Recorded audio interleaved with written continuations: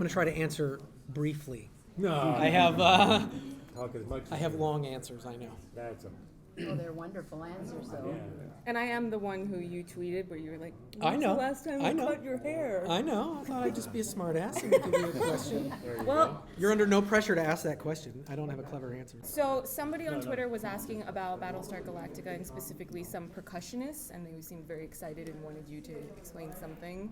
I don't get the reference. But, Okay. But it's a fan question, so I'm here to. Well, back in 2003, the notion that you would take a property like Battlestar Galactica and use percussion instead of an orchestra predominantly as the score was, I want to say like groundbreaking or revolutionary, but it was a risky thing. I mean, at that time, the only chances that had really been taken in science fiction music, the main title sequence to Enterprise, which I don't know anybody who really likes that.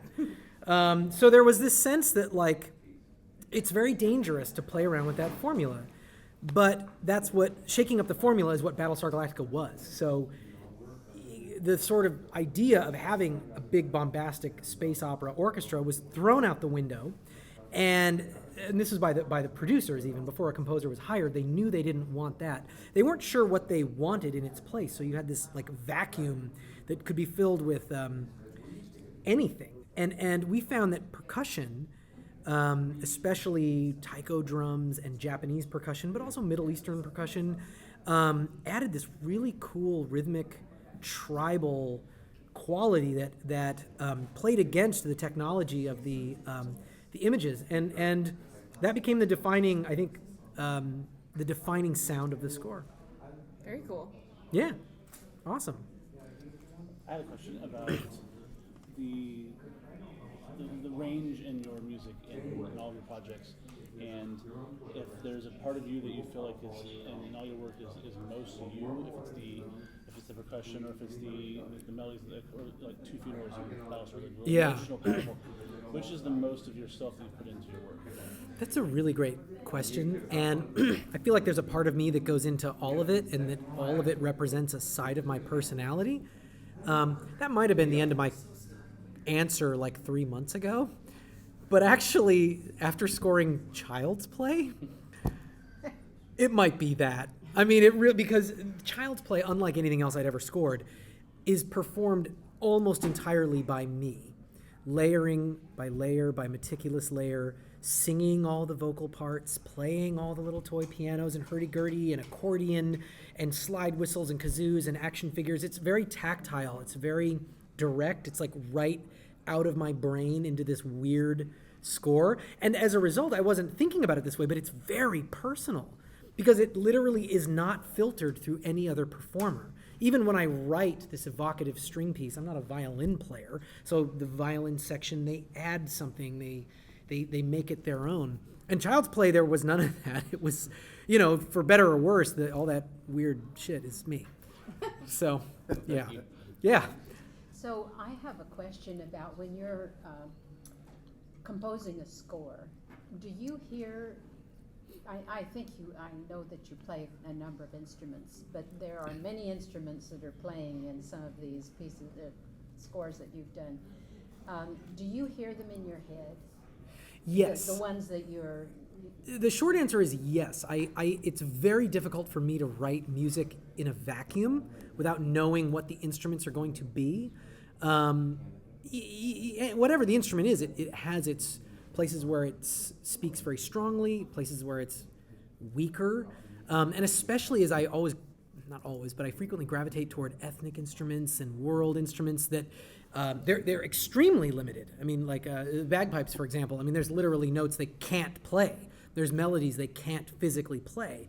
But when I learn what those things are and then go, okay, this is the strength of this instrument, and then I write with that in mind, it helps inspire me.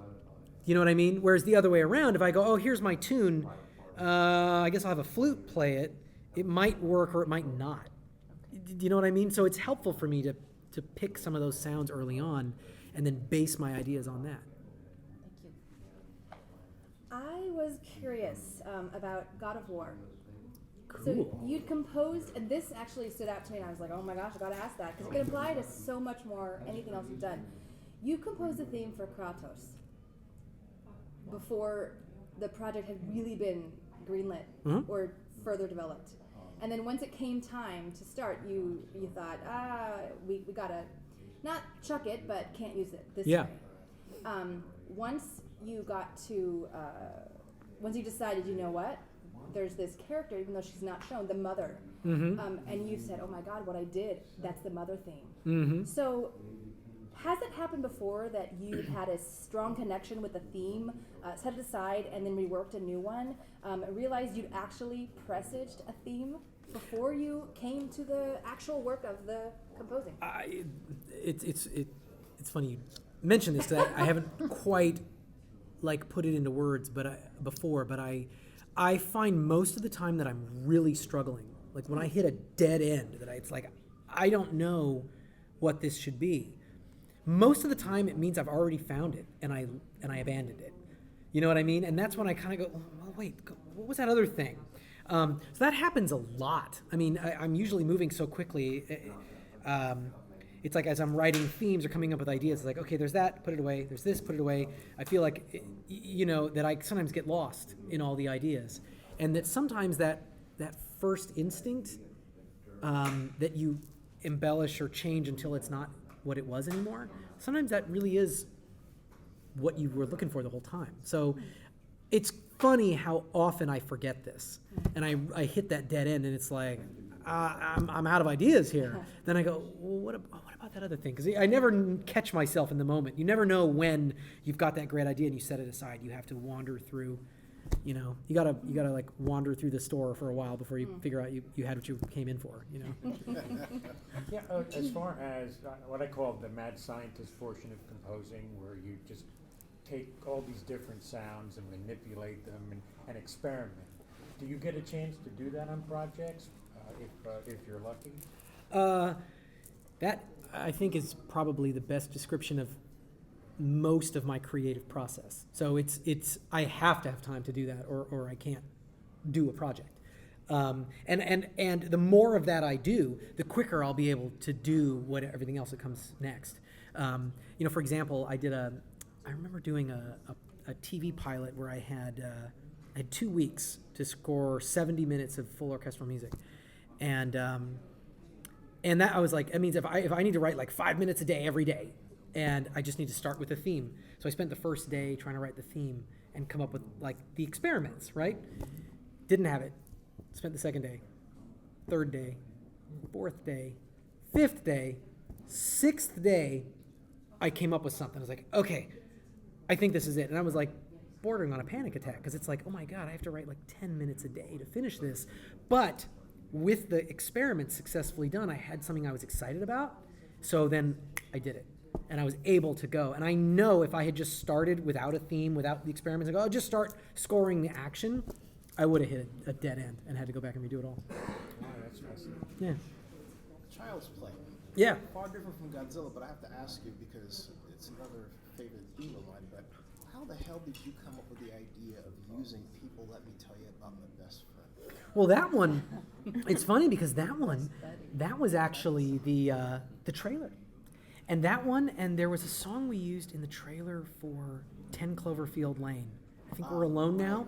Yeah. And that's one of those times where it's actually, because both of those songs are not in their respective movies, but it's one of those times when you see a trailer and you realize like, oh my God, the marketing team is like found this whole other like layer of musical connection, And I think it was all inspired by the idea from the script by Tyler Burton Smith to have a song. It was all, from day one, it was written in that Chucky would sing this little song. And I think looking at it now, it's crazy to think that, when that script was written, I don't think Tyler ever imagined that at Comic-Con, Mark Hamill would accept the Icon Award and sing the Buddy song. You know what I mean? As he's accepting his award. Like we never imagined it would sort of take off in that way. But I think all of that comes from this playful idea that the scriptwriter really had, which is like, what if the doll has a song? It's like Care Bears. It's Teddy Ruxpin. It's distorting this innocent idea into something more sinister. but making it reachable by having this song that everybody knows. Totally. So, yeah. And whether that's a song that everybody does know, or you plant the seeds of a new song, it's the same technique. It's a really powerful trick. So you've talked a little bit about your creative process on your own, but I'm curious to know what your process is like when you actually go in and meet with a director or a filmmaker, and how that affects the work that you're doing. Oh, that's a great question. I mean, that is everything. I mean, I don't mean to be hyperbolic, but I feel very much I'm writing a score for someone else's vision. Of course. And if the director had the training, skill, and time, they would score their own movie. Mm-hmm. They usually don't. Yeah. So they rely on someone like myself to have their vision materialize. So I find input from them is vital. Yeah. And sometimes it's even like it's not even what they say. It's like body language, Of course. attitude, clues. I find it's like psychological games, like with Child's Play. I invited the producers and the director over to my studio to show them the toy orchestra. I had assembled all this fun stuff, and some of the stuff had set out, and I wasn't going to use it all, but I was just sort of like, let's see what happens. And the director comes over, and even though there's all these fun toys, he immediately picks up a kalimba, which to me is it's an African thumb piano. It's like we've seen a lot of these, and maybe like this guy from Norway hasn't seen a lot of them. So he's like, wow, what's this? And he starts playing. He's like, that's really cool. And he's like, boom, boom, boom, boom, boom, boom. And I was like, gotcha. Do you know what I mean? Like I literally wouldn't have used this. Yeah. And then I was like, that's Andy's theme. So I got the toy piano, and then because I knew the director just gravitated toward this. We could have talked for a week. We would have never talked about African thumb pianos. Yeah, of Do you course, know what I mean? Of course, yeah. But in that brief little moment, I was like, oh, that's cool. I'm gonna remember that. Yeah. So it's fun. It can be a really fun collaborative process. Absolutely. Yeah. So this question might be a little bit nuts and bolts, but I'm always interested in the really, specific details.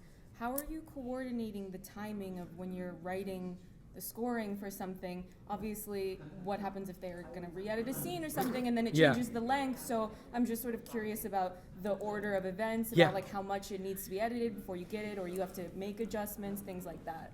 I'm going to try to not get too nuts and bolts, but what you are please describing, go ahead. what you are describing is the fundamental technical challenge of scoring a large film. Let me take that back. Any film, right? Even a small indie, it's the same problem. It's a little like the best form of the film to score is the last when it's done. Yeah. Usually have a day, so it's not even a question that you can wait because the mix is basically over. So the more time you have, the more you can experiment. But the version of the film isn't even sometimes closely related to the one that's final. Yeah. So somewhere in between, the oatmeal is just the right temperature for Goldilocks, right? That it's like the film is close enough that I should start, and I will make what are called conforms. You conform a scene that you've done to the new version of picture. And you end up creating this sort of routine where, I'm working, I usually work, 14 hours, 16, 17, 18 hours a day.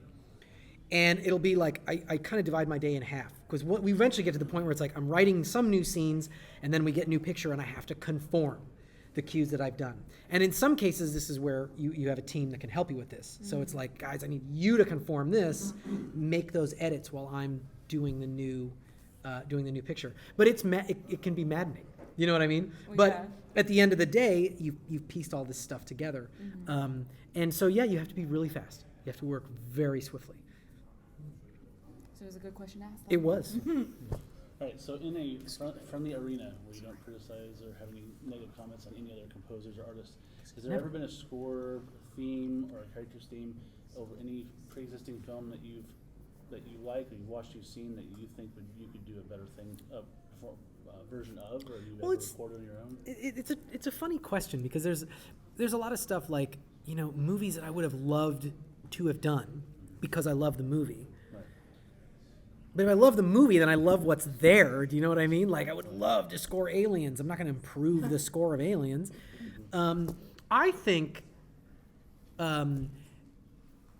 the films that come to mind are films that I think, in my opinion, were sort of falling into extreme trends of the day. So, fantasy films from the 80s scored with a highly synthesized soundtrack. Lady Hawk, Princess Bride, Neverending Story, Labyrinth, they all have a vibe that's rad. I love them. But especially like Lady Hawk and Princess Bride, where I think the intent, especially Princess Bride, the intent is to make a classical fantasy story. The whole joke is that the kid wants to play video games, and the old grandpa comes in and reads him a good old-fashioned story. Why that is not scored with a gigantic orchestra is probably because of the year that movie came out. Do you know what I mean? So even though I love that score, it fundamentally almost undermines a part of the movie to me. Like when I show that to my daughter, who has no context for like 80s stuff, I imagine she's like, what is this movie? Why does it sound like this? Do you know what I mean? Like, why does Willow sound like this and Princess Bride sound like this? So it's funny. Like but that's a personal taste thing. That's just me. Right. Okay. I have, my question relates to a film like or a series like Black Sails. Awesome. When I listen to the theme, I feel like I'm on the bounding main. I really Awesome. do. And I want to know if you visualize, and let's take also Outlander, the 4 seasons of Outlander and how the music changed. Do you visualize where you're at when you're writing that music? Do you put yourself in Paris, for instance? I absolutely do. Oh. And in the case with Black Sails, it was sort of the visual metaphor went one step further, where I wanted to only feature instruments that could be taken on a boat and that would be taken on a boat at that time frame. So there's no big string orchestra. There's no brass. It's a hurdy-gurdy and guitar and mandolin and fiddle. And then I fudged it a little there's upright bass in the score. And then I was having so much fun I threw in heavy metal guitars and a drum kit. But the basics of it, and the heavy metal stuff was only in the main title because it was just so awesome I couldn't resist. But the spirit of it, right, is like it's all stuff that could have been heard on the boat. And it was very much a sort of reversing the notion, to sort of counter exactly what I just said to you, like fantasy needs to sound like this. Pirates need to sound like swashbucklers from the 30s. And that music, to people on those boats in 1715 would never have even heard symphonic music ever. Do you know what I mean? So it's only because of a pretense of like those movies were big in the 30s and all music in the 30s sounded like that. That's why pirate movies sound like that. So I wanted to, and the showrunners wanted as well, to take something that was more kind of grounded and gritty. And so I thought, all right, let's just make a rule for ourselves. And like, if the people in that world wouldn't have known that instrument, let's not use it in the score. It's fabulous music. Thank you. Guys, we have about 4 minutes left. I'm going to go super fast. Yes. Lightning round. Yes, so a lot of actors, especially playing the bad guys, the antagonists, they'll say no matter what, they themselves find something redeeming about that character so that they can play them, and they include that in their portrayal. My question for you is, musically, when you're writing these character themes, and you have someone like a Stephen Bonnet or like a Chucky, is there something that you try to bring across? Do you only try to show them as their bad selves, whatever that means, or do you try and find something to redeem them musically? I always look for added layers, and I always look for something to augment what's already there. And most of the time, if these characters are already intimidating enough, like in the first 2 seasons of Outlander with Blackjack, dude, that dude does not need a minor chord. You're just like, oh my god. So I look for something else. I always look for something else. Sometimes, if for whatever reason production isn't working, you gotta, hey, this guy's supposed to be scary, let me remind you. But most of the time you don't. How do you manage the deadlines for television, which obviously are a lot tighter than film? Well, you get into the swing of things, that's for sure. And I find I always sort of pace myself, and I know how much time I have to write, and it always gets done. But like I said, and I think it was your question earlier, I always focus on what I need the most. And usually as shows go on, once the themes have been developed, it gets faster. I find the deadline in film is always way harder than TV. Because eventually you know, but if you've made it to episode 2, you've already done this. Whereas with a film, you're usually inventing it from the ground up every time.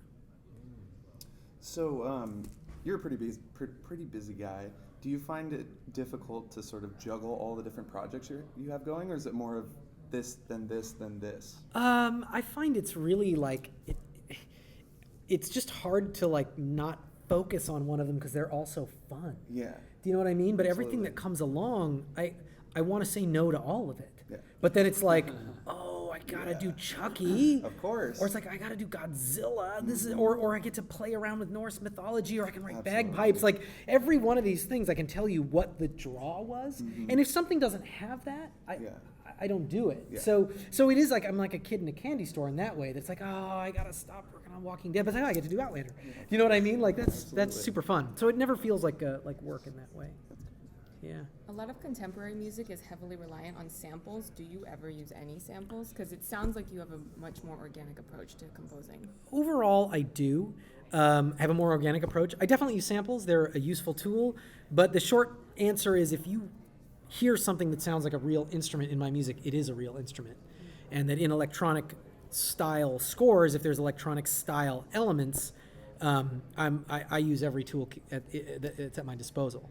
But I sort of loathe the notion of using shortcuts to like trick people into thinking they're hearing something they're not, because it never works for me. I will always know that it's like those are fake strings or something like that. Because they sound fake. Well, they do. And I think audiences, just like they are with like cheap CGI, they don't know why. They're like, that just looks like a movie from 12 years ago.